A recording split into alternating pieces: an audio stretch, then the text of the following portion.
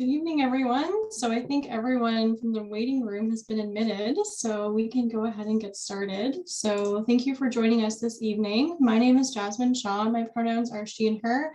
And before we begin our event this evening, I would like to acknowledge the lands on which I live, work, and play. So Lavina and I are based on the unceded lands of the Algonquin peoples of the Anishinaabe Nation, who have lived in and presided over the lands we now call Ottawa since time immemorial. Our colleague Cecilia is based on the island of Jojage, or present-day Montreal, on the unceded lands of the Ganyangahaga Nation. So I encourage you to identify and learn about the land on which you reside. As a starting point, you can use the digital tool native-land.ca, which I will share in the chat. But learning must be followed by action. And so I also encourage you to advocate for and create opportunities for your Indigenous colleagues, speak up against discriminatory behaviors and policies rooted in colonialism, and support the organizations that are providing STEM education to Indigenous youth, including IndigiSTEAM, Actua's In STEM program, and the Alnuag Education Center, all of which I will share links for in the chat. Now I'll hand it over to Cecilia. Thank you, Jasmine. So good evening all, and thank you for joining us tonight to join our discussion on the power of diverse engineering voices in politics. So in our discussion today, we will begin with a short presentation to introduce the current state regarding the lack of engineers engaging in politics. We'll explore the reasons behind this and introduce the ways and ideas to begin changing the status quo. So the presentation will be followed by a fireside chat between the three co-hosts, after which we'll open the floor for an interactive Q&A session. And during the Q&A session, if you choose to verbalize your question, you may use the raise hand feature on Zoom, or you may simply type it in the chat and we will be happy to read it out. So with the agenda established, I will now introduce the host of today's panel. And I will begin by formally introducing myself. My name is Cecilia Odonkor, and I am a biomedical engineer by training.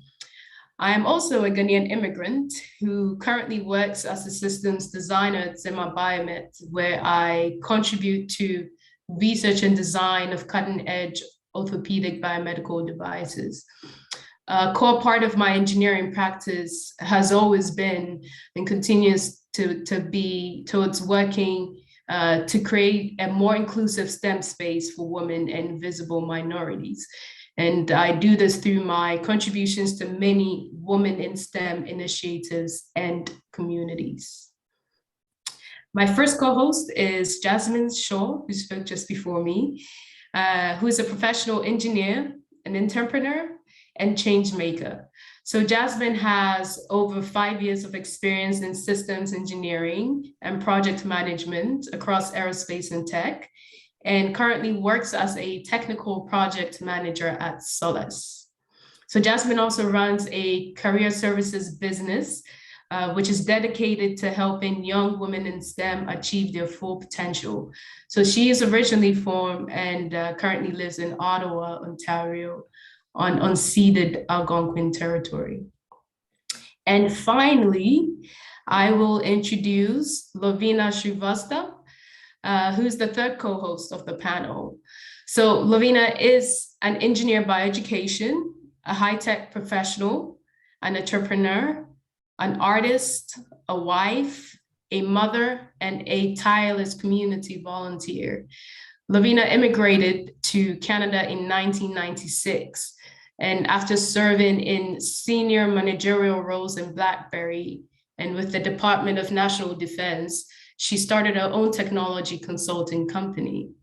So she was a founding director of the Ottawa Software Quality Association and served as the chair of the Software Process Improvement Network. Lavina has been an active promoter of youth engagement in STEM and leadership through her involvement with science fairs and entrepreneurship fairs. So after years of volunteering, she was encouraged to run for political office, and she ran in the 2018 provincial elections as a Liberal candidate from Nepean riding. So welcome to my co-host, and I will now pass it on to Lavina to proceed with the presentation. Well, thank you, Cecilia, for the wonderful introduction. And I'd like to welcome you both, Cecilia and Jasmine, to the panel with me, and looking forward to the next 90 minutes sharing our thoughts and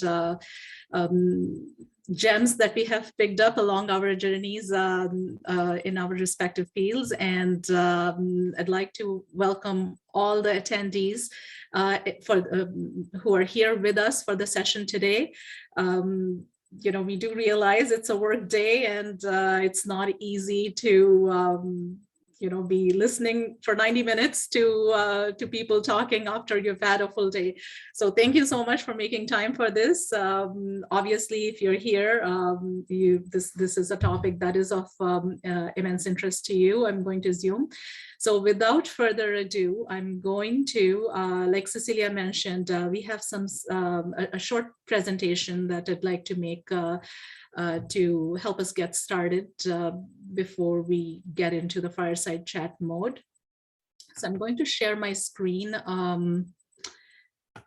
and let's see if this works as smoothly as it should. Let me know. Can you guys see the full presentation? Yes, you're good. I am good. Perfect. I got a thumbs up from Cecilia, which means I can proceed. So really, we are going to talk about I'm going to talk about the power of diverse engineering voices in politics. I'll keep it short to the extent that, the idea here is really to stimulate the thought process, so you guys can come up with questions, and hopefully we all can together answer those questions during the Q&A portion, which will follow the fireside chat. But for the purposes of this slide deck, we'll first dive into, the problem statement being lack of representation of engineers in politics. As you all know, is the topic of this panel discussion as well. We'll dive a little bit into why is it so, why it is the situation as, why are we so underrepresented as we are, and why does it matter if it is so? What if, right? Why do we need to change it? And do we have the skill set? That's a very, very popular common question that we engineers get because, it's a very STEM kind of field, and politics being a very non-STEM kind of area. And then last but not the least, how do we change it? What do we need to do to make that change now that we have realized that there is a problem and the adverse impact of not having enough representation? So we do have a couple polls along the way as we go forward with the session, and there you go. The first one is up there. Thank you, Marianne. And we encourage you to take part in this, and would love to know your experiences or your own impressions of these various aspects. Before I move on to the next slide, I would actually like to, so Cecilia mentioned I had a run for a political office in 2018. I ran from Ontario and from the Nepean riding.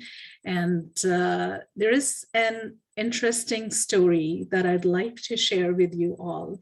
That is from my very early days. So right after I got encouraged by a whole lot of people, it actually happened over the course of 2 weeks that I was asked by 6 people. So, talk about destiny, stars, or whatever, but it was almost like they all were conspiring to ask me at the same time, at around the same time, and they did.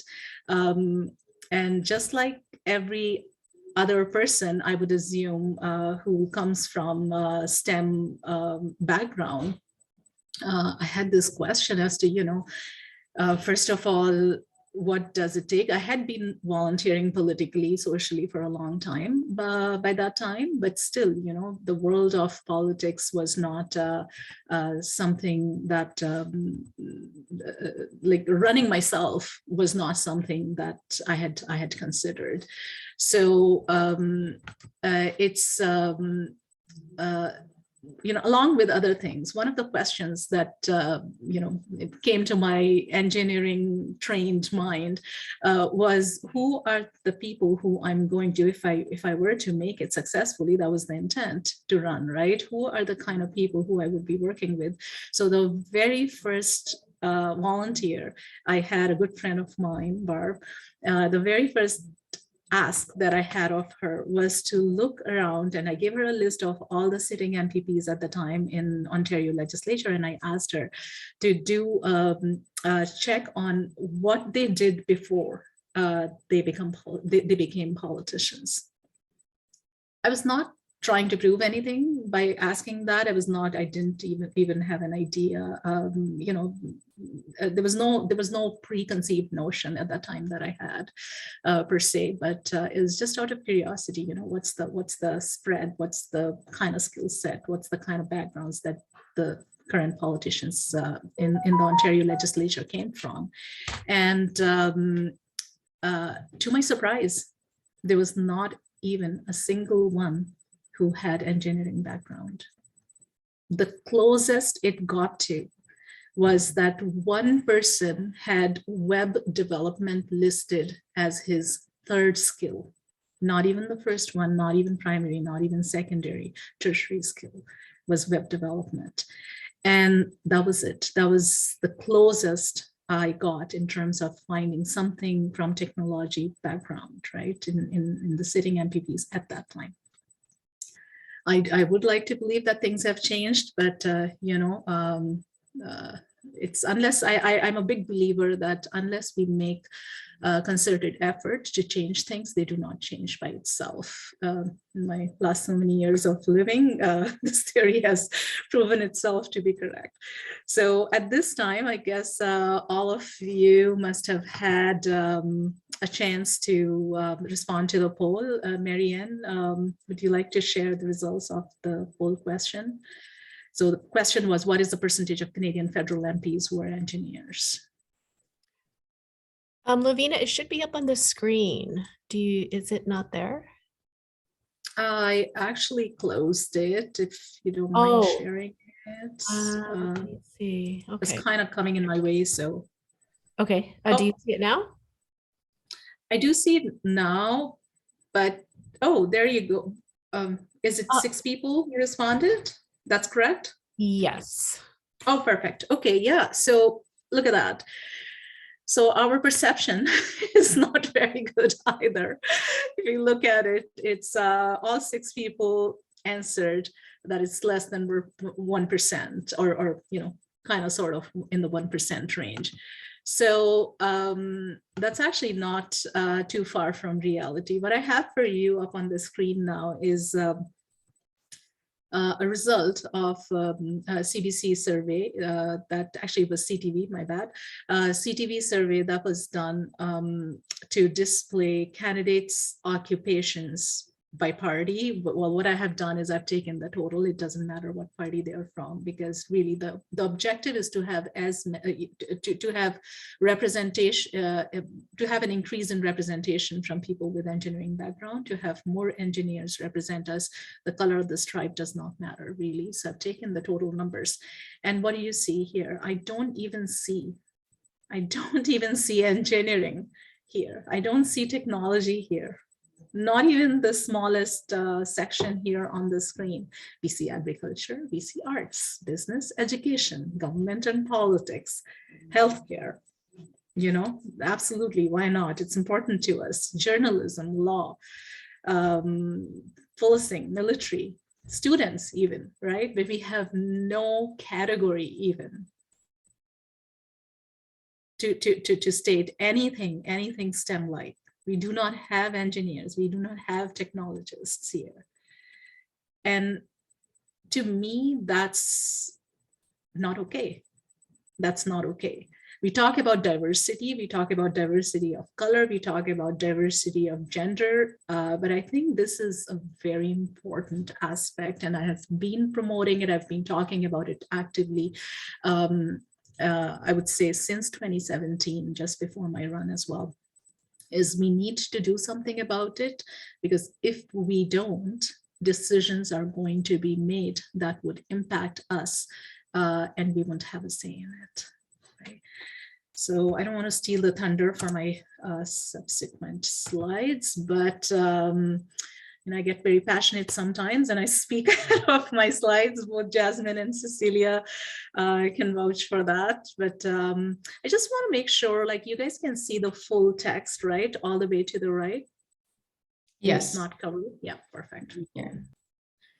So whenever we want to change anything, and that comes from my change management background in engineering, right? So the very first step, and I can see Jasmine nodding her head, she has done substantive work in that field as well. The very first step is to accept that there is a problem, and then dwell into why that problem exists, right? The root cause analysis. So that's exactly, it almost becomes second nature for us to follow that path, to follow that approach. And that's exactly what I have done here. So why is it so? When you look at it, it's lack of awareness, for sure. I mean, as a society, if you are like, it just seems such a foreign concept. Oh, sorry about that. It just seems such a foreign concept to have engineers run for political office. Still, to this date, I was asked multiple times, like, why are you getting into politics? Like, you have everything and everything going for you career-wise. It's not about, like, for me personally, it was not about me. It was more about me wanting to do things for the society, wanting to give back. That was my motivation, my personal motivation. But really, this lack of awareness is not just on the part of the rest of the society, it is also on part of engineers themselves. And I think that is something that we need to address first, because if we do not, we have to put those options out there so people can dream those dreams. Right? If we do not know of those options being on the table, then sometimes it just doesn't even occur. It's not like we do not have leaders in STEM. We have fabulous leaders in STEM, leaders who run companies, organizations, change the world, right? But in a different context. So lack of early opportunities is another reason, for sure. I'll give you another example here. There's a House of Commons PhD program that is run at Carleton University. And that program is not open to engineering students. It is only open to students who are pursuing arts. Why is it so? How can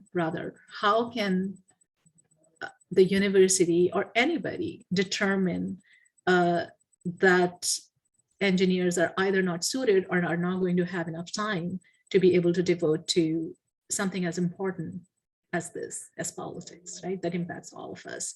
So, and I know this for a fact because my son, who's now in third year, almost finishing a third year of university, when he started first year at Carleton, he wanted to sign up. He's studying aerospace engineering, and he wanted to sign up for the House of Commons PhD program, and he was not allowed to because he's an engineering student. So this is a reflection of, this is not the problem. This is a reflection of the bigger problem that as a society, because we do not associate engineering with politics, we just almost discount any participation in anything political by people with engineering background. And there's also, like, the last point, I guess I've already covered it, like, why should people be put in boxes? Many of us, I would say, like, engineering is a very creative field. Engineers create. Like, that's what I've learned. That's what I have done all these years in the last 29 years of my professional life. So how can you even, like, how can it even be argued that it is not a creative field, or it's not, like, it's for me, like, I've always seen it as an amalgamation of two. So these are some of the points that I wanted to highlight. There is another one as well that's not on the slide, but I would like to talk about it, is when as I was talking to, I think it must have been late 2017, and I was talking to my neighbor who happens to be an engineer as well. And I was mentioning to her how there was nobody actually other than me in terms of the candidates running during that election. I was the only one with engineering background. And she said, well, you have to think about it. By the time you get to the point in your life where you're financially secure and you're wanting to do something, give back to the society, you're already at a point in your career where you're making way more than what politics can offer as money. So if somebody is looking at it as a career option, it probably is not a very viable career option, because who would take a pay cut, right? So, there's that too. But like I said earlier, politics is not really, I never saw it, and I know many, many politicians who do not see it as a career. Rather, they see it as a way to give back to the society, do something, for the greater good. So it's time now for the second poll, and I do expect a little bit better participation than before. Let's see if we can beat our participation for this one. So the question being, have you yourself either run or served on a public board, council, any public office that involved voting of any sort? Come on, guys, we can do this. Yes, we exceeded. There you go. Love it, love it, love it. Okay, great. So 2 out of 13, not bad at all. I would actually encourage the 2 people who said, who responded with yes, and if there are any more who chose not to respond to the poll, but did, the answer for them is yes, I would encourage you guys to speak up during the Q&A section, and we would love to, all 3 of us, I'm sure, would love to hear from you about your experience, and if you have any questions with that, for sure, that too. Perfect, great. That was great. So coming to the next slide over. So yes, we have understood that there is a problem, and we have done some root cause analysis for that. So what if it is so, right? What is it not giving us that we need? What's the disadvantage of not having enough engineers around the table? So I think I kind of stole my thunder already, but it does rob us of the opportunity to have a say in decision making, right? That is a very important thing. Engineers make a huge percentage of the population, the population that needs to get represented in any political office. And rightly so, they would, I would say that we need to say, we need to be, we're going to be discussed. There are going to be decisions made that are going to impact our lives, and we would rather be around the table, sitting around the table, and not just on the table being discussed. And now, the other thing as well is, there's a lot of during policy making, right? There is a need, there's an immense need for a discipline expertise, right? That by not having engineers around the table is missing there. So this results many a times in decisions being made that are either not relevant, or they're counterproductive, even in some cases. Now, I'll give you an analogy here, and you tell me if that's, I don't want to scare anybody here, but can you imagine a surgery being performed without a doctor being there in the room, in the operation theater? No. Like, it's a very scary thought. And if that is a scary thought, then how can we have policies being made, decisions being made that impact the very field of technology, the technology sector in general, without having the discipline expertise around the table? And let's not forget as well is, there are certain things where there are certain areas, certain portfolios that are money, how we generate revenue. And there are certain portfolios, certain areas where we spend money, right? So healthcare, for example, is a portfolio where that demands expenditure from the government. Technology is one. Yes, it demands some level of investment, in higher education and making sure that the job opportunities are there and everything, but that's minimal if you compare that with the amount of revenue that is generated from technology sector. So if you come to think of it, we have minimal, if any at all, representation from one of the highest revenue generating sector. And what does that mean? So a lot of policy making. So if anyone comes to me and says, oh, well, in government policies, it's not really about technology, it's very limited. No, not at all, right? So if money is absolutely, if money is coming from a certain portfolio, from a certain sector, absolutely policies are being made, right? That guides business around that sector. I have another story. I'm not sure if I'm running short on time. Someone needs to do a time check for me. I'm doing good on time. We're a little short. We're a little short. Little short. Okay. Yes. Well, I'll save that story for later then. So why do we need to change it? We need to change it to secure a spot around the decision table. We need to be able to influence policy, and we need to be able to take our country, province, city, community, everybody together towards prosperity. We want to make available the skill set that we have developed over the years as engineers, which is very methodical, very scientific, and then use that in social domain.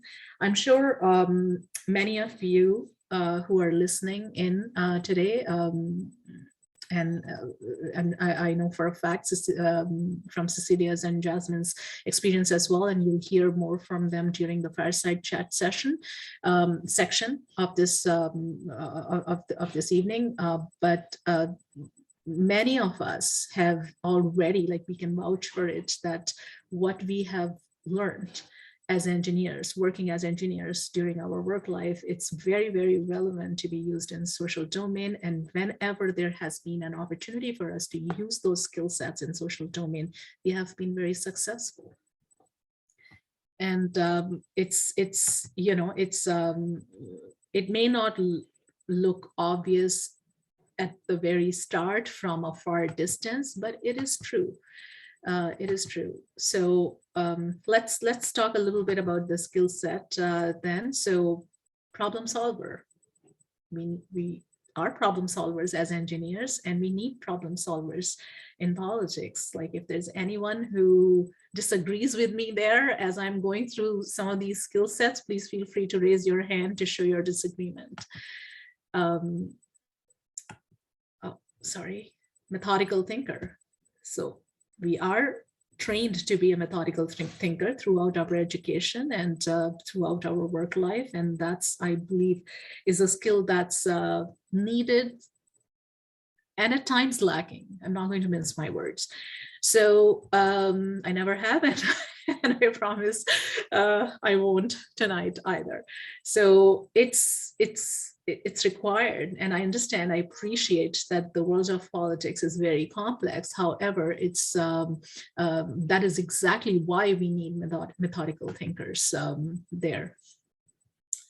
Creative, I already talked about that. As engineers, we are taught to create. We create all the time, and that's exactly what we need, is to be creative in solving those problems and coming up with solutions that are out of the box. Optimizer. So all the time, optimizing, as well as adding redundancy when required for critical aspects. So this is the very fabric of our being as engineers, and this is what's very much required in politics as well.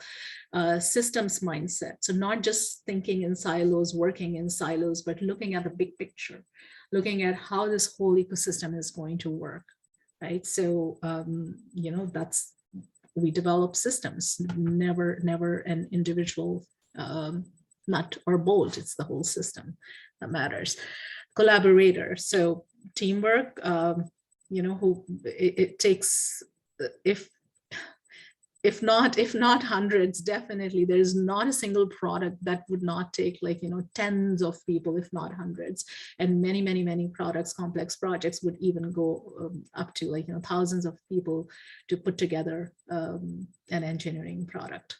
So collaboration is the very essence of what we do. So all of these skills, they're very relevant. Like we need that. We have these as engineers, and all of these are required in politics as well. How do we change it then? So we have understood everything. We know there's something wrong and we need to change it, what we are missing out on, but what do we need to do to change it? So congratulations to all the people who are already participating tonight with us, listening to this. You've already taken the first step. The very reason that you're here is because somewhere inside, deep inside, it bothered you, or it excited you, rather, I would say, that, oh, engineering and politics, well, why not, right?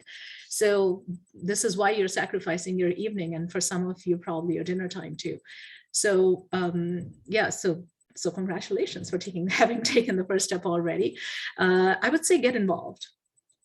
Get involved in anything that comes your way that excites you. So you have to be, that's the key, right? It has to excite you. You have to listen to your heart. If it is something that excites you, please do not, my honest, humble appeal to all of you is, do not second guess yourself.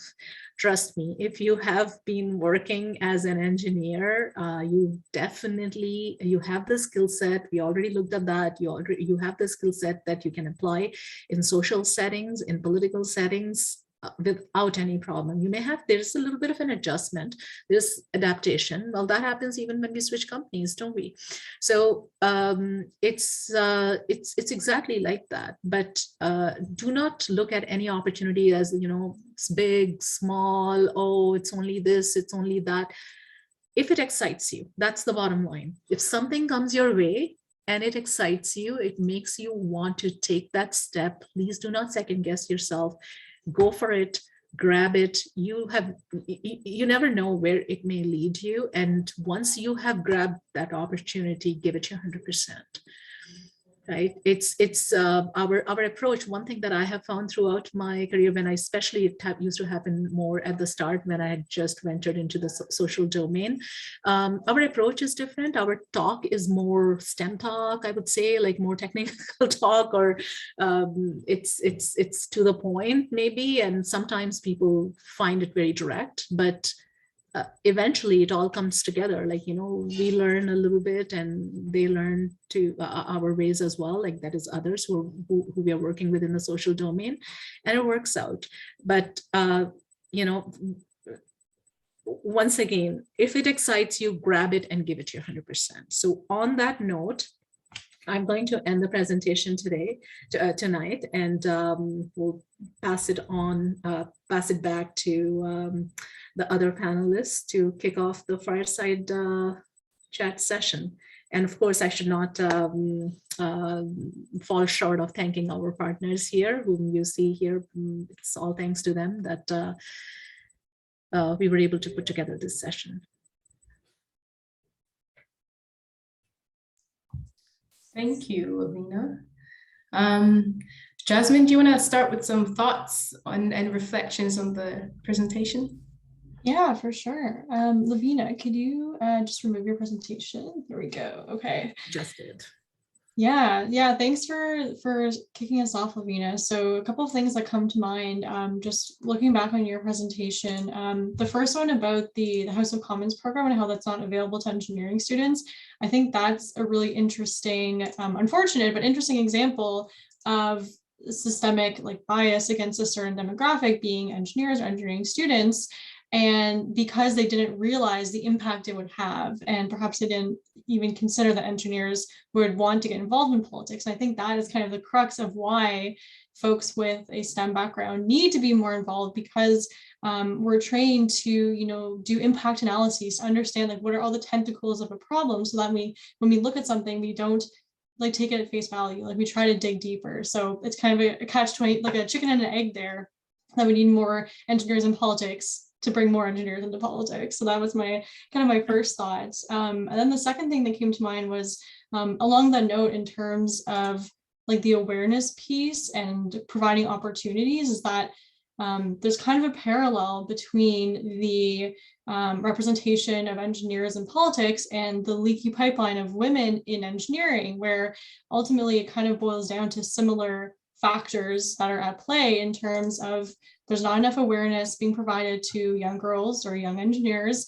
and they're not given enough opportunities to, you know, pursue this career path. So, you know, when it comes to bringing engineering voices into politics, I think that's another area where we can provide a lot of value, is the optimization. I know someone put a comment in the chat about we need to be careful about optimization, but I think in this context, optimization really means like reusing solutions and patterns that have been used in other areas. So if we can solve, you know, for example, the leaky pipeline of women in engineering, perhaps there are solutions or approaches we use to solve that problem that we can apply to solve the lack of engineers in politics. So just looking at things, you know, from the citizen's perspective, and, you know, being able to solve multiple problems with a common solution, that's I think a valuable form of optimization. So those are my thoughts. What about you, Cecilia? Yeah, those are some great points, Jasmine. So what I reflected on was that, you know, it's really to our detriment that we don't have the representation and the voice around these decision-making tables, you know, especially ones where the decisions are affecting the society at large. So the work of so many engineers directly affects the public.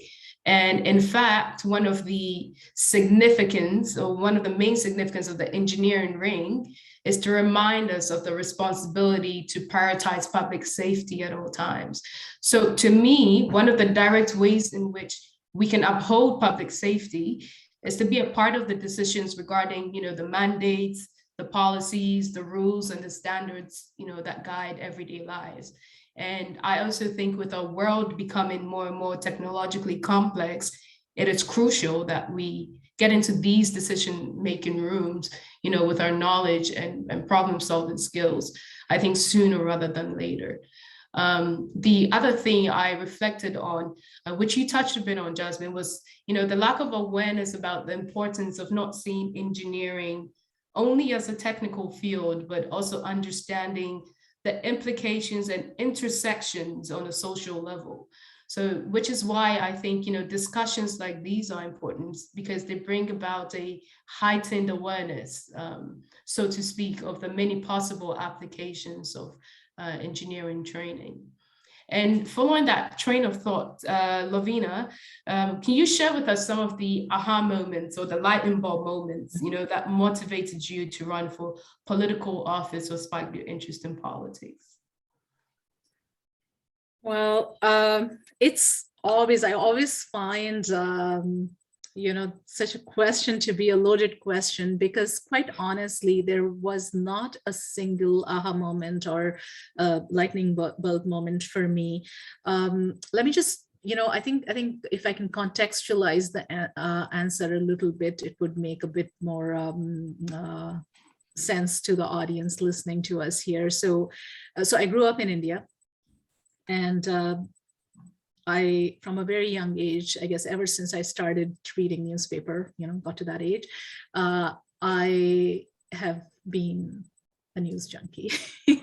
And I read a lot of news, and I read a lot of political news. And I remember, actually I had forgotten about that, but we talked about, you know, how I got encouraged to run for political office in early 2017. You know, over the course of 2 weeks, multiple people asking me. And while I took 2 weeks after that to think through it, to get commitment from my family members, but even before that, to figure out for myself if this is what I wanted to sign up for. Because, you know, when someone runs, it's not that the person running, it's the whole family runs for political office. That's the level of engagement required. But during that time, during that introspection and decision making on my part, something that I had forgotten from my early childhood days, not early childhood, I would say when I was in like middle school kind of age, I used to ask my mother, like, I think I'm pretty sure I drove her crazy with this question. It's like, why can politicians not be like us?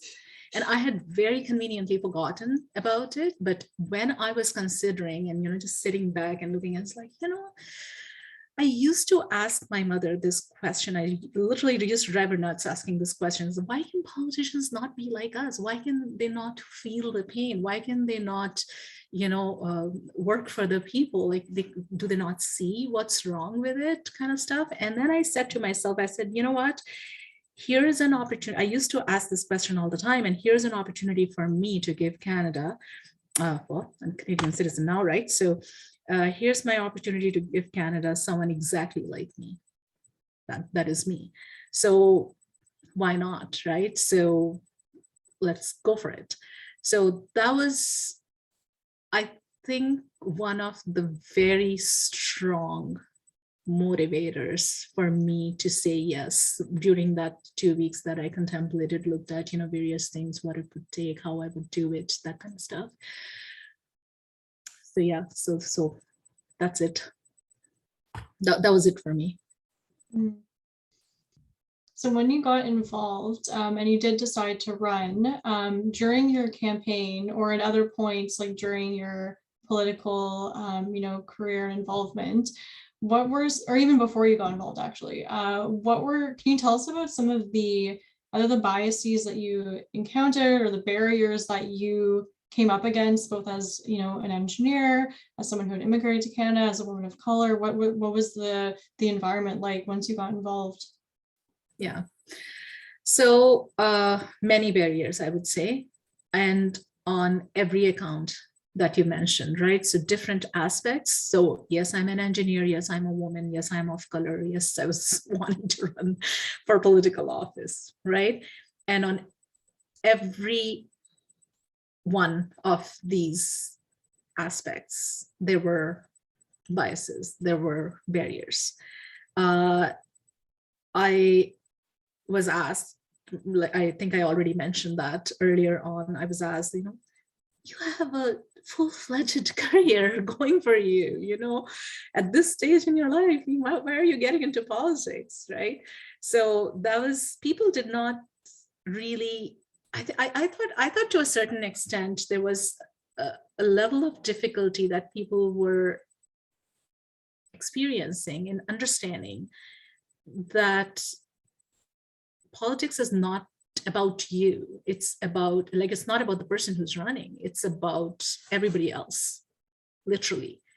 Like, I have a huge appreciation for anyone who runs, anyone who's serving politician. I mean, I know it's not a feel like, politicians always get blamed, always get yelled at, always get, people call them names, whatever, right? But it takes a lot of hard work to get to that point. It takes a lot of hard work to sustain there. It takes a lot of hard work to do what they do. And so I think that was one of the biggest barrier on account of me being an engineer. People even went to the extent, completely overlooked the fact that I had been socially and politically volunteering extensively, other than my day job as an engineer, and even turned me as not having enough experience in the field of politics. Well, I mean, there's one kind of experience that is more important than any other kind of experience, in my opinion, in politics, of all these years that I've been involved in as a volunteer, and then as a candidate, and even now as a volunteer. And is that what's most important is your life experience. So you're able to relate to it when the time comes, when you're looking at various what should I say, policies, diverse policies? Are you going to be able to contribute to those diverse topics when they come up for discussion? As a woman, oh my God, don't even get me started. As a woman, I was told to my face multiple times that women should not run for leadership positions. There was one gentleman who went to the extent to tell me that, he's not, as per his religion, he's not allowed to vote for, his religion does not allow to vote for, to place a woman in a leadership position, that women cannot make decisions logically and objectively, that they are very emotional in decision making, and that racism, absolutely, there were tones of racism, there were tones of sexism, everything. But then, it's, I'll tell you one thing from my, the once I determine, once I've made up my mind to do something, these barriers make me stronger. They make me want to go at the target with that much more force and that much more commitment. So in a way, I'm thankful that I was faced with some of those barriers, because they only augmented my motivation.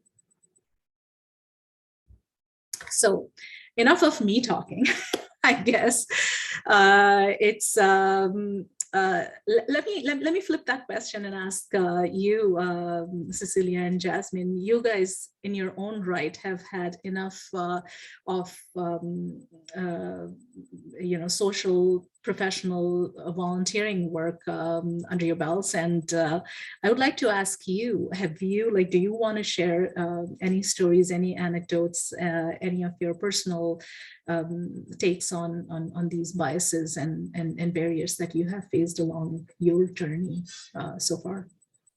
First of all, thanks for asking, do you want to share, as opposed to, can you share this? Because I think, that's the thing about lived experience. You learn sometimes that people don't always want to talk about the traumas. Mm-hmm. So thank you for asking in that way. But for me, what really comes to mind is the emotional tax that comes with being a person of color in the workplace. And I'll explain what I mean by that. So the idea of emotional tax is the burden of consciously preparing to face, some form of micro or microaggression in the space that you're about to enter.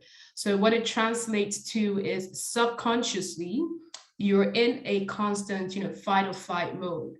So having to decide if you're going to deal with aggression or if you're going to try to direct your energy to just work that day, and it's draining. And there are many times when I have wondered, how much this emotional tax has taken away from my capacity to work and excel beyond what I already do.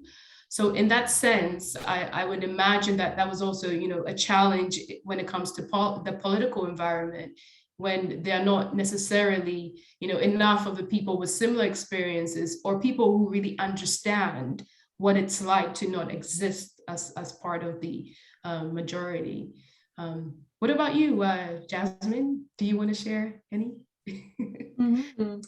Yeah, so I think the biases or barriers that I've encountered came later in my career when I wanted to pursue higher level like management or leadership positions. And that's when I started to see some of the,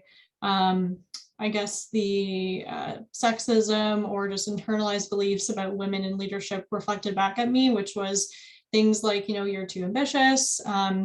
The decisions you want to make are going to negatively affect the team or the company, or things like you need to have more technical experience before you can become a manager, which is not true. There are many managers who have a lot of technical experience, but horrible people skills, which doesn't make for a great manager. So those are the kinds of things I started to experience a bit later in my career, which again, I imagine I've seen are also reflected in politics when it comes to women wanting to pursue and going after high level government positions. We've seen that with, what's happened with certain ministers in the previous cabinet, what happened with some of the incidents there. So I think that is kind of common across several industries. So Cecilia, I'm curious, having heard about what you just shared in terms of the emotional tax, and also having heard Lavina's experience being, about the barriers and biases that exist against women in politics. Is this something that, you would consider getting involved in, running for office? How does that land for you? I'm gonna take it bit by bit. I'm gonna start with getting involved in, I'm not running for office yet, but we'll see in the future. But absolutely. To be completely transparent, I had not thought seriously about engaging in politics up till recently, because initially when I immigrated, I was an international student in Canada. And more recently, I've become a permanent resident of Canada. But, I did, however, have my fair share of student politics in high school. But one of the reasons why I'll get involved, and this is something that Lavina, you touched on before, is because I think it's always best when the people who are making the mandates and policies are a representation of the people whom the policies are meant to protect and govern.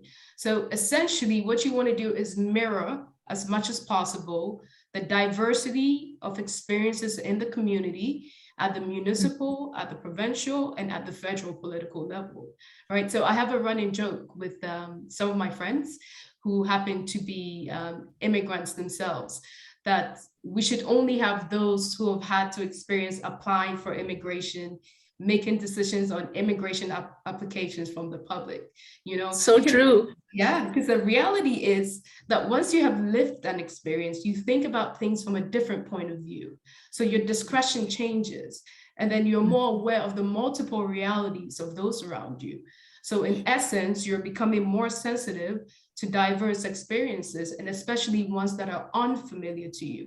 So I think this is something that's a critical skill and really a strength that to have in politics. And I would definitely, consider getting more involved in politics. No, and I really like what you said, Cecilia, there about, getting started with baby steps. And I think that is a great approach, because it prepares you, it allows you room to make mistakes, because we all do, and we all should be allowed to make those mistakes, right? So when you're using those, stepping stone kind of approach to get to where we want to. Absolutely. So Jasmine, on that note, I'm going to ask you a hypothetical question. And that is, if, let's say, you were to consider either running for political office or for any significant public office position, what would some of your motivations be to approach, to go towards that route? Yeah, for sure. So I'll get to that in 1 second. I just want to comment on something Cecilia said, which is the people designing and creating policy should be people with lived experience. I think that is such a perfect parallel to, Cecilia, we've talked about product development, and how when engineers are designing products, the people who design products need to reflect the user. So it's like these parallels, between engineering and politics keep coming up, which I just found interesting. So in terms of my own motivations to get involved, so I have considered it. I think it will be something that I do in the future. I actually had a call today with someone from the Green Party, which is the party that I'm affiliated with, trying to convince me to run in the upcoming provincial election. I don't think I'll do it this time around, because to your point, I want to be really intentional when I do decide to run, because I want to not only have the support of my family, my partner, but also to really, I guess, curate a thoughtful campaign. And I really want to get clear on why I'm running. And right now, those reasons are kind of murky to me.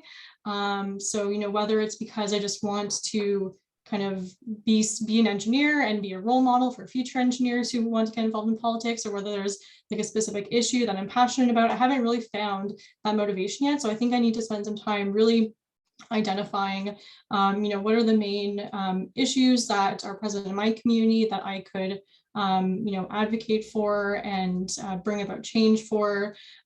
Is there an element of like representation and being, a woman engineer that could be meaningful? So I think over the next few years, I'm going to have to kind of reflect on what the reasons are and ensure that those reasons are really, I don't think pure is the right word, but that they're not rooted in, my ego or like just going after power, and make sure that I'm okay running even if I lose, because I'll know that I was in it for the right reasons. That's great. Well, go for it. Well, whenever the time is right for you, I really resonate with that, Jasmine. Well, I did mention about those 2 weeks when I was introspecting and figuring out myself. So it's very important to understand, to ask yourself, what is my motivation to run? What is it that's going to drive me? Because it's not an easy journey. Like, campaigns are very harsh, and I mean harsh, not just hard, harsh. And during those rough patches, I personally found that reason to run that I had explored and figured out during that 2-week period, I found that to acting as my anchor during those rough patches. So whenever I would hit a rough patch, I was like, okay, let's not forget, why am I running? This is why I'm running. Does that still hold true? Yes, that still holds true. Then everything else is noise. Ignore, move forward, right? So it's very, very important to have that anchor. Yeah. I mean, it helped me, right? So I can only talk from my experience. So I think that's a really good point. And just in the interest of time, just to interject to keep us on track, so we have some time for Q&A. I think we could proceed to kind of the calls to action and raising awareness about the importance of volunteering and career opportunities in politics. So Lavina, this is my question to you is, from your experience so far, which you've told us about, what are some of the most effective ways in getting people to understand the importance of politics and to consider participating in politics? So what are the effective ways in getting people to understand the importance of politics? Okay. So one of the very effective ways is exactly what we are doing right now. So we have to keep the conversation going. I think that is very, very effective. And I cannot thank, National Engineering Month enough to include this as a track that is the intersection of engineering and politics, and to provide us with this platform to be able to convey our message to multiple people. So, I mean, some are attending this, and I'm sure many others would view this recording later on. We have to start the conversation. That is important. So, because when we start the conversation, even those that saw the poster for this event, trust me, we have planted the seed in their brains. We have. It's like engineering and politics. I never thought of it. Well, I can't make the, Monday night, but you know what? It's an interesting thought, right? So we've planted the seed. It's very, very important to have those conversations. It's very important to encourage each other. It's like I think I've said it before, it does not matter what color you're standing, what color backdrop you're standing against, right? It can be red, it can be blue, it can be green, or it can be any other color, right? Yeah, by that I mean political parties, right?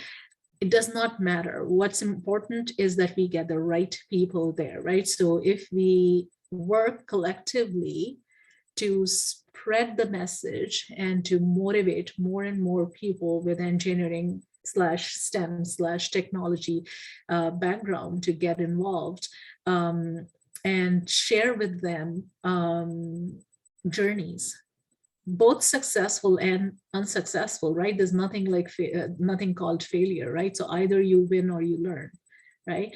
So in fact, I find that in instances where people that result in success, people sometimes are more reluctant to talk about the truth, their journeys truthfully and as candidly as, what would help those who are wanting to do that after you.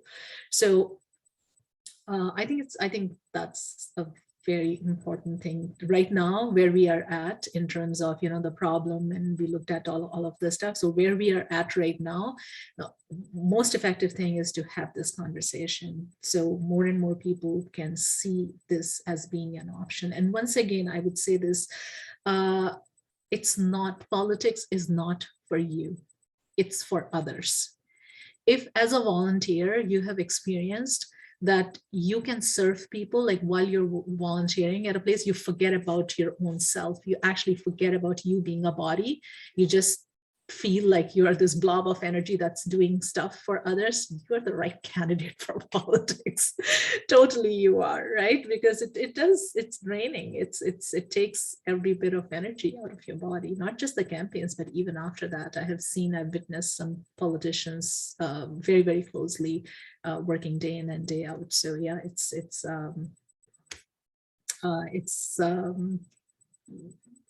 let's get the conversation started. Mhm. So what about at the, I guess, more of the systemic level, moving beyond like awareness into, I guess, meaningful kind of change. So what do you think we can do in terms of reducing like the systemic barriers, even to entry? You mentioned the PAGE program. What are ways that organizations and companies can reduce the barrier to entry to participate in politics? That's actually a great follow-up question, Jasmine, because I think Cecilia's question, while it focused more on what do we need to do to motivate engineers, I think this is more for the rest of the society, right? So I really like that question. And I would say something here. The more they see, the less they question. The more women they see in politics, the less they question existence of women in politics. The more engineers they would see in politics, the less they would question the relevance of engineers in politics. So how do we do that? It's not going to happen overnight. I think so. Well, like I said, the first step is to start the conversation. Second, in my opinion, personally, is to, and I wish, I do someday, I wish I can actually very actively do that, is to provide the kind of support that engineers need. Like, sometimes we feel very alone, right? Because there's, like I said, when I was running, there was no one with my kind of background who I could relate to as well. Who I could lean on or could actually talk about some of those barriers, right? So yes, there were other women running. Yes, there were other women of color running. But when it comes to the background, to the career backgrounds that we come from, there weren't very many. However, it doesn't always take someone from the same background. I'll share a very interesting story. I have huge respect for Bob Shirley, who was the MPP from Ottawa West Nepean riding. And when I went as a new candidate to talk to him to get his, I was struggling finding a campaign manager. And I was looking for the most part, at that time, for someone who had experience of running political campaigns. And I was not getting much success. And this was early on. And then during the conversation, it was just discussing, it was a candid conversation. It's like, okay, so what are you working on? Like this, and did you find this? Did you find an office? La la la. And so when we came to this topic, he said, well, your background is in engineering, right? Do we have project managers? Like, don't you have, like, you yourself cannot manage your own campaign? That's one thing. But we have people who have managed projects. Like, there's nothing, like, that skill set is completely transferable, right? And sometimes it takes another person to say that And I was like, duh, why did I not think of that? Totally, 100%. Like, in fact, they're overqualified, if you ask me, to run a campaign. The only thing is they need to be told, this is the terrain, this is what happens. So yes, it would take a little bit of getting up to speed, but 100%, all the skill sets that a campaign manager requires, a technical project manager would have, and more, right? So yeah, so there are, that's one example of a creative out of the box solution to reducing a barrier right there, right? So don't just look at the traditional space, look at spaces outside of that traditional space, and you may find success. So yeah, it's really about sharing, and those who have gone on that path, them sharing their experiences with those who are coming after you, and letting them warning them of these barriers, and sharing their own experiences on how they dealt with it. Some may work as is, and others may not work in every scenario, but the more information we have, the better it would be. I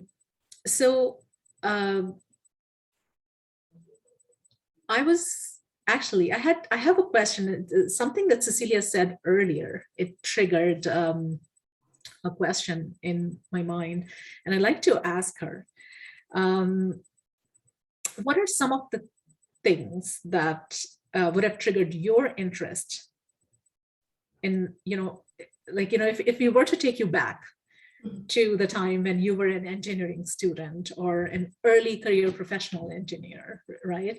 Like very early in your career.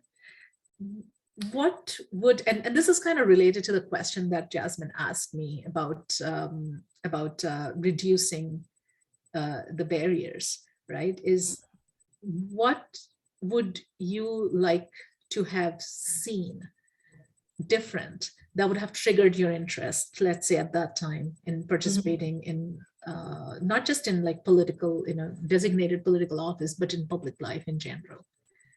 Yeah, for me, there's one thing that comes to mind, because in university, as an engineering student, it would have been interesting to have, different student societies from different disciplines interact. And I'll give an example. So at Carleton, I was part of CUWISE, which is a Women in Science and Engineering Society. And we held, annual workshops for elementary and high school girls to try to get them interested in STEM fields and STEM careers and so forth.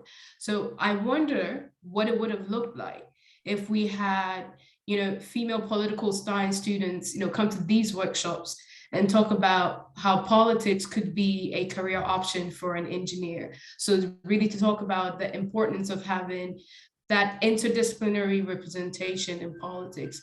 So things like that, I think, would have been interesting. And I just want to hear from you, Jasmine, as well, with the same question, and then I'll open it up for a Q&A. So what are some of the things that you thought would have been interesting or would have triggered, some initial thoughts into politics? Mm-hmm.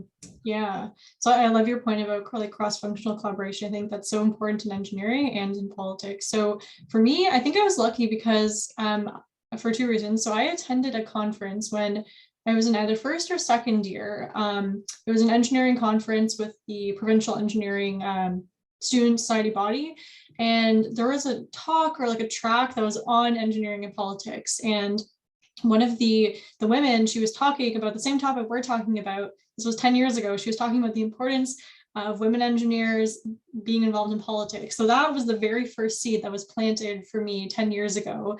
And I haven't really acted on it until recently, when we started to put together this talk. But I think that the fact that that seed was planted kind of stayed with me for a long time.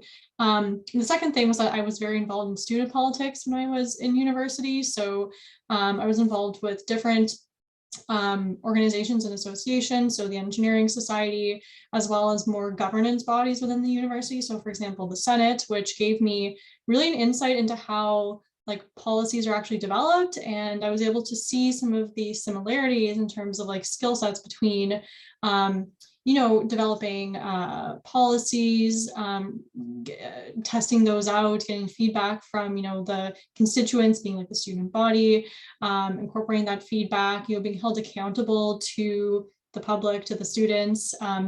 So I got a sense of that in university, but I think things that could change, that would create these opportunities for more engineering students, not just the ones who got involved, would be something like a mandatory course within the engineering curriculum for on public policy and on the importance of engineers being involved in public forums. So I think, again, like systemic solutions, those are the ones that I tend to prefer, ones that don't rely on individuals, but that are kind of embedded and provide the same opportunities to and create awareness for everyone. So that's something that I would like to see change in the future. Mm-hmm. Oh, that's so great. I love that. Insight into why systemic solutions may be the better options. So great. Thank you, Jasmine and Lavina, for that very insightful and interesting and entertaining conversation on the intersections of politics and engineering. And now we would like to hear from the audience. So we open the floor for Q&A. So again, you may either use the raise hand feature in Zoom if you'd like to verbalize your question, and I will call on you, or you could also just type your question in the chat and we would be happy to read them and provide some insights. I already see Dr. Enoch, you have your hand up. Please proceed. Thank you. Thank you for the panel discussion. That was great. I am a practicing engineer in the Ontario government, but I'm also a professor of public policy at Adelaide University. So I work in both engineering and public policy. I teach public policy. Right now, I'm teaching a course on advocacy. I'm actually designing a curriculum on community psychology. So an engineer teaching psychology, I mean, imagine that. One thing that I find a lot, and what Lovina said was kind of resonates with what I was thinking, was that, you mentioned that it's not about you, it's about the public. So basically, it's about politics is public service. There's no doubt. One of the democratic principles of government is what's called utilitarianism, where you maximize the happiness for the greatest number of people. That is the purpose of government. This is what we do in government. So I guess especially in politics, there's a lot of focus on politics. There is an election every 4 years, okay, and because of democracy, and there are practically no politician who would just say, I'm just going to be a politician 4 years and then I'm going to give up the position for someone else. There's always a re-election. There's always a desire to be re-elected. Okay, so my question is the focus on getting involved in politics. How do you mitigate that desire to be re-elected? Because obviously social issues are more than just engineering problems, just more than just about problem solving. There's concerns about policy cycle and making sure that things are being done properly. So how would you get involved in politics and mitigate that desire to be re-elected and still do the right thing? Right. So I think, well, personally, I do not believe that it is improper for anyone to be wanting to get re-elected if they truly believe that they are contributing effectively for the betterment of society, or for their writing, for their community. So I guess I'm going to interpret your question, and maybe that's what you meant in the first place, is sometimes people see that as a career and they want to just keep going on and on and on. I mean, we have had several examples of politicians where, after serving for 2 terms, they say, okay, you know what, I've done my time and now it's time to make room for someone else to come and offer what they have to offer. But of course, there are politicians who would want to keep going on.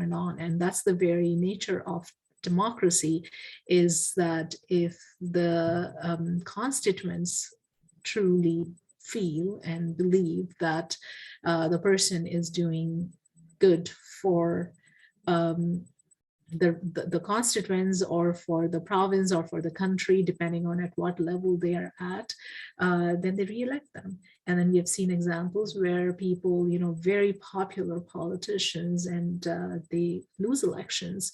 Obviously, that's a reflection of the constituents wanting to make that change.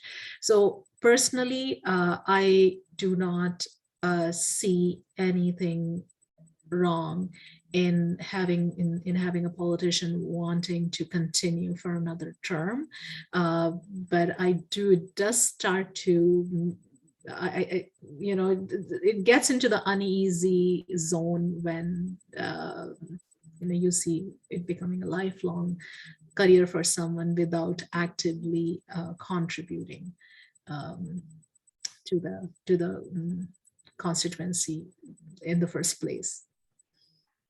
I guess my question is, like I was mentioning before, social issues are extremely intersectional, and there are a lot of different factors involved in making sure, because part of what politicians' job is to allocate resources, right? That is basically why politicians have the power to effect policy change, because that they are the ones that decide how the money is being spent.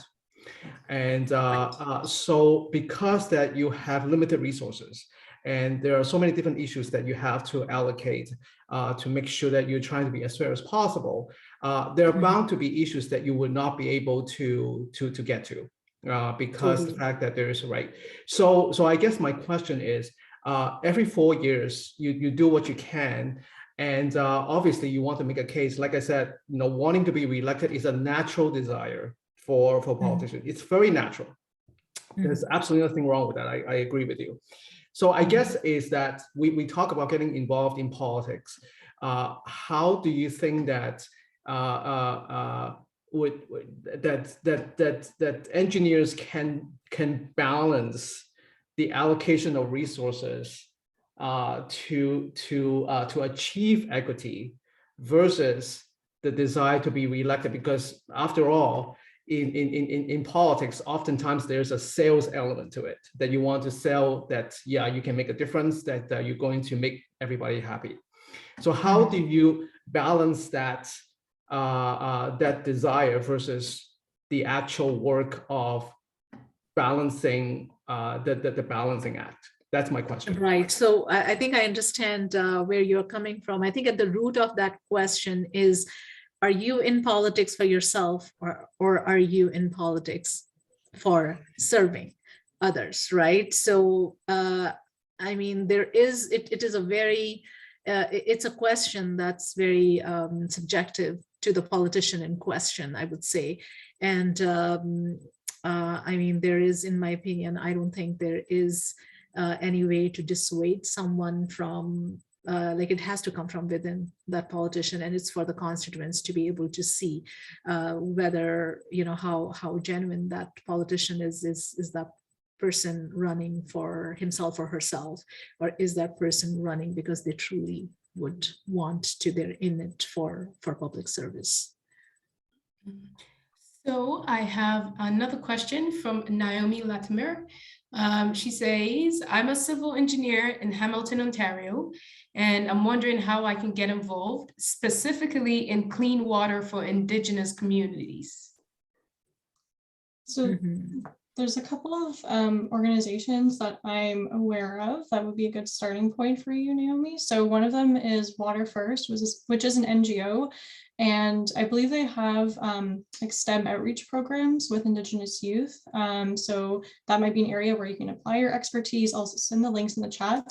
And the other one is the Ontario First Nations Technical Services Corporation, and they actually hire engineers, and they have a water and wastewater division. So I'm not sure if they only hire Indigenous engineers, but that could be an area, an organization that you could check out as well. So I'll put the links in the chat. Thank you. There's another question from Julia. It says, we have seen doctors and other medical experts in politics not be taken seriously, especially over the past 2 years. and people not believe that these subject matter experts are important in politics. So how could engineers, if they do go on to hold an elected position, ensure they're taken seriously and that their views are seen as credible? I love this question because it was one of those things we would have covered if we had enough time. So right. So I can take that question. So it's the classic problem. I do not. I forgot what was the name of the person who asked this question. This Julia? was Julia. Yeah. So thank you for that question, Julia. And you're absolutely right. The first person who stands up, well, you know, if we compare it with, you know, when was it that women's involvement in politics became a thing? How many years down the road are we from that point? And we still are fighting and struggling to make sure that women are taken seriously, and time again, we see examples when they're not, right? So it takes a few to get to a point where people actually start to see a difference being made. So we have to keep trying. We have to keep, you know, pushing and pushing and pushing our way forward and get in there and get to a point where people have to take us seriously. There's only one way, is to keep trying. Keep trying, keep getting there. So the first, we get one engineer in there, oh my God, he or she is going to be eaten alive there, because, you know, this person talks differently, approaches things differently, does not conform to the norm. But that's the whole idea. The whole idea is to challenge the norm and to say, well, there are other ways in which we can do things, and potentially more effectively. And we just have to give those other ways a chance. So, and I completely understand what you're referring to there. And I know of some examples firsthand where you know, people from other professional fields are not regarded as well as they should be, but you know, we have to keep trying and we have to get in there. That's the only way out. And we have to be ready for those barriers. I think we talked earlier about those barriers. So the barriers don't just exist before you make it in. The barriers exist throughout. That's just the start of it. Any barriers that we feel pre-campaign or during campaign are just the start. They're just the tip of the iceberg. The real barriers, the bulky ones, they come, they start to show up once you have crossed that mark. And we all have seen that, like even in our, okay, so here's the thing. We're all women here who have, who are engineers. And all of us, I'm sure, have stories to tell. We're all from different, we grew up in different parts of the world, and we all share similar experiences. The stories are very similar, right? As to the barriers that we faced, how we were told, I'm sure each one of us, that engineering was not for girls, at least by one person, if not more, how we were discouraged. And I was even told at a time that I was wasting a man's seats in the engineering college, who would potentially, once he graduates, would potentially contribute to the economy, presuming that I won't. And here I am 29 years later, continuously contributing to the economy of the world, not just the country where I studied. So it's, you know, we have to keep trying. We're not past that. And we all can vouch for it, that the barriers that we faced when we expressed the desire to study engineering, or when we were studying engineering, they're nothing compared to what we have faced during our professional careers. So politics is no different. Do you want to chime in, Cecilia, on that, or I'll Jasmine? pass it on to Jasmine. I'll let Jasmine chime in. Yeah, I think to the question of, I guess, getting that public trust, I think this is where PEO in Ontario actually plays a really important role, because they issue licenses to engineers, and part of that is establishing trust with the public. So I think there is a role again, thinking about kind of at the systems level, in general, if the public does not understand what professional engineers do and what it means to be a licensed engineer, like how we see with doctors, I think everyone has a pretty clear understanding of what it means to be, you know, a doctor and someone who has like their medical license. I think we really need to reestablish an understanding within the public of what it means to be a licensed engineer, and, you know, how they're upholding public safety and public welfare, so that when an engineer runs for office, the public understands what this person is bringing to the table in terms of you know, their accountability to the public, because professional engineers are already accountable to the public in their practice. So I think there's a role there for the licensing bodies to continue advocating for the role of engineering in the public, which can then translate to politics. Mhm. Thank you, Jasmine. And in the interest of time, Dr. Enoch, I see your hand is up, but in the interest of time, we're going to have to close out. I invite you to kind of continue this conversation offline. You can connect with us on LinkedIn and just continue that chat from there as well. So Jasmine, first I'd like to say thank you to everybody, and I'll say, Jasmine, please close us out. Hey, thank you, Cecilia, and thank you, Lavina. This was a really great conversation. So thank you all to the attendees for your participation and engagement in tonight's conversation. So we really hope that you not only found this information, you know, interesting and useful, but that you are actually inspired to take action, to get involved at the local, provincial, federal level. Reminder that the Ontario election is coming up this June, and really to bring your perspective and expertise as an engineering professional to the table. So if you are looking for additional resources or programs to help you get involved, you know, in your political journey, so there are a few really incredible resources that exist that I would encourage you to check out. One of them is Action Canada, which is a fellowship program to help emerging leaders become more effective policymakers. Another one is Apathy is Boring, which is an organization that specifically supports and educates youth on how to become an active citizen. That is meaningfully engaged in all aspects of the democratic process. And they actually have a program that's specifically designed for people who have never run for politics, to basically ramp them up and help them run for the first time. And Elect STEM, which is a nonprofit organization that provides support for Canadian scientists and engineers who want to engage in all levels of politics. So before you leave, I will share the links to those in the chat to make sure that you can grab a copy of those. I was just going to say that to you, Jasmine, put the links in the chat. Yes, So let me fantastic. do that. Oops, I sent those. Okay, let me just do this very quickly. Last one, my mouse scrolled on its own. Okay, there we go. Okay, so links are in the chat, so check out those resources if you're interested. But thank you again to my fellow panelists, Lavina and Cecilia. This was a fabulous conversation. To National Engineering Month and the Ontario Society of Professional Engineering team for helping to organize National Engineering Month, for all the amazing events that they have put on, and to the National Engineering Month sponsors for making this event possible. So again, if you have any questions, we welcome you to follow up via LinkedIn. I will share the links in the chat as well. So grab those before you leave if you would like to connect. There you go. And that's it for our panel this evening. Thanks so much, everyone. Thank you. Perfect. Thank you all. Thanks, Jasmine and Cecilia. It was wonderful sharing the panel with you two.